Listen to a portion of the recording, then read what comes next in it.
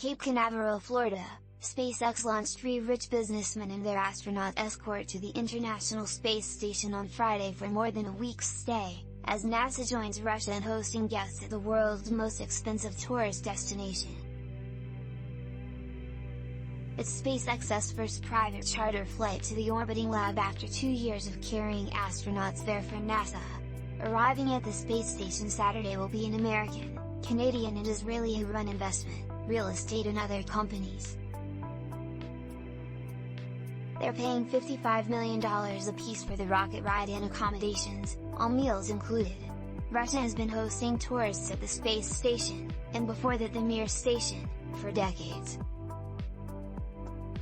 Just last fall, a Russian movie crew flew up, followed by a Japanese fashion tycoon and his assistant. NASA is finally getting into the act, after years of opposing space station visitors. Their tickets include access to all but the Russian portion of the space station. They'll need permission from the 3 cosmonauts on board. 3 Americans and a German also live up there. Former NASA astronaut Michael Lopez-Alegria, the chaperone, plans to avoid talking about politics and the war in Ukraine while he's at the space station. "I honestly think that it won't be awkward. I mean, maybe a tiny bit," he said.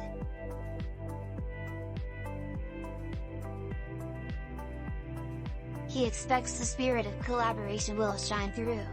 The private Axiom Space company arranged a visit with NASA for its 3 paying customers, Connor of Dayton, Ohio, who runs the Connor Group, Mark Pathy, founder and CEO of Montreal's Mavrik Corporation, and Israel's Eytan Stibbe, a form. Before the launch, their enthusiasm was obvious. Stibbe did a little dance when he arrived at the rocket at Kennedy Space Center.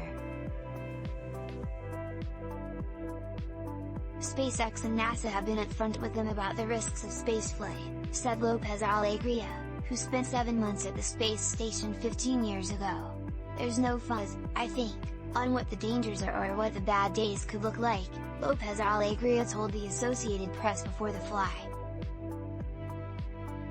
Each visitor has a full slate of experiments to conduct during their 9 to 10 days there. One reason they don't like to be called space tourists. They're not up there to paste their nose on the window, said Axiom's co-founder and president, Michael Suffredini, a former NASA space station program M.